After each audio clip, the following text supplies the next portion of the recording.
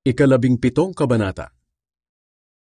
Ang pagbabagong anyo ni Jesus. Pagkaraan ng 6 na araw, isinama ni Jesus sina Pedro at ang magkapatid na Santiago at Juan sa isang mataas na bundok nang sila-sila lang. At habang nakatingin sila kay Jesus, nagbago ang kaniyang anyo. Nagliwanag na parang araw ang kaniyang mukha, at ang damit niya ay naging puting-puti na parang liwanag. Bigla nilang nakita sina Moises at Elias na nakikipag-usap kay Jesus. Sinabi ni Pedro kay Jesus, "Panginoon, mabutit narito kami. Kung gusto niyo po, gagawa ako ng 3 kubol, isa para sa inyo, isa para kay Moises, at isa para kay Elias." Habang nagsasalita pa si Pedro, nabalot sila ng nakakasilaw na ulap, at may tinig silang narinig mula sa mga ulap na nagsasabing, "Ito ang minamahal kong anak, na lubos kong kinalulugdan. Pakinggan ninyo siya."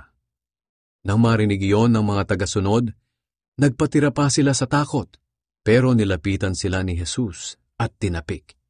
Sinabi niya, "Tumayo kayo, huwag kayong matakot." Pagtingin nila, wala na silang ibang nakita kundi si Jesus na lang. Nang pababa na sila sa bundok, sinabihan sila ni Jesus, "Huwag ninyong sasabihin kahit kanino ang inyong nakita, hanggat ang anak ng tao ay hindi pa muling nabubuhay." Tinanong siya ng kanyang mga tagasunod, "Bakit sinasabi ng mga tagapagturo ng kautusan na kailangan daw munang dumating si Elias bago dumating ang Kristo?" Sumagot si Jesus, "Totoo iyan. Kailangan ngang dumating muna si Elias upang ihanda ang lahat ng bagay. Ngunit sinasabi ko sa inyo, dumating na si Elias. Kaya lang hindi siya nakilala ng mga tao at ginawa nila ang gusto nilang gawin sa kanya. Ganyan din ang gagawin nila sa akin na anak ng tao. Pahihirapan din nila ako." At naunawaan ng mga tagasunod niya na ang tinutukoy niya ay si Juan na tagapagbautismo.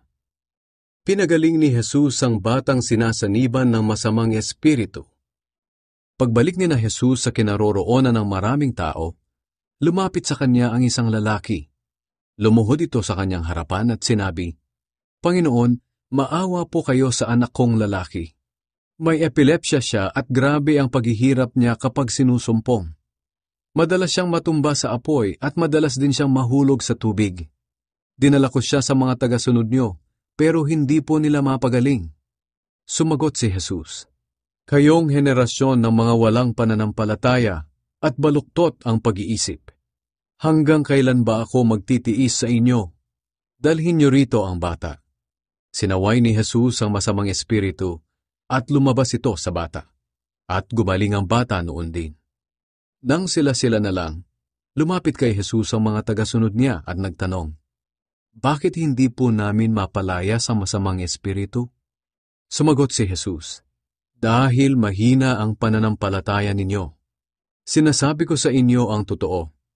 Kung may pananampalataya kayo na kahit kasinlaki lang ng buto ng mustasa, masasabi ninyo sa bundok na ito, 'Lumipat ka roon,' at lilipat nga ito. Walang bagay na hindi ninyo magagawa. Ngunit ang ganoong uri ng masamang espiritu ay mapapalayas lang sa pamamagitan ng panalangin at pag-aayuno." Ang ikalawang pagpapahayag ni Jesus tungkol sa kanyang kamatayan. Habang nagtitipon sina Jesus at ang mga tagasunod niya sa Galilea, sinabi ni Jesus sa kanila, "Ang anak ng tao ay pagkakanulo sa kamay ng mga tao. Papatayin nila ako, pero mabubuhay akong muli pagkaraan ng 3 araw." Labis itong ikinalungkot ng mga tagasunod ni Jesus. Pagbabayad ng buwis para sa templo. Pagdating nila sa Capernaum, lumapit kay Pedro ang mga maniningil ng buwis at nagtanong, "Nagbabayad ba ng buwis ang guro ninyo para sa templo?" Sumagot si Pedro, "Oo, nagbabayad siya." Nang makabalik si Pedro sa tinutuluyan nila, tinanong siya ni Jesus, "Ano sa palagay mo, Pedro? Kanino nangongolekta ng mga buwis ang mga hari?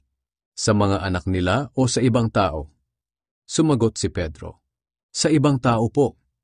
Sinabi ni Jesus, "Kung ganoon, nangangahulugan na hindi kailangang magbayad ng buwis ang mga anak. Pero kung hindi tayo magbabayad, baka sumama ang loob nila sa atin. Kaya pumunta ka sa lawa at mamingwit. Ibuka mo ang bibig ng unang isdang mahuhuli mo at makikita mo roon ang perang sapat na pambayad sa buwis nating dalawa. Kunin mo ito at ibayad sa mga nangongolekta ng buwis para sa templo.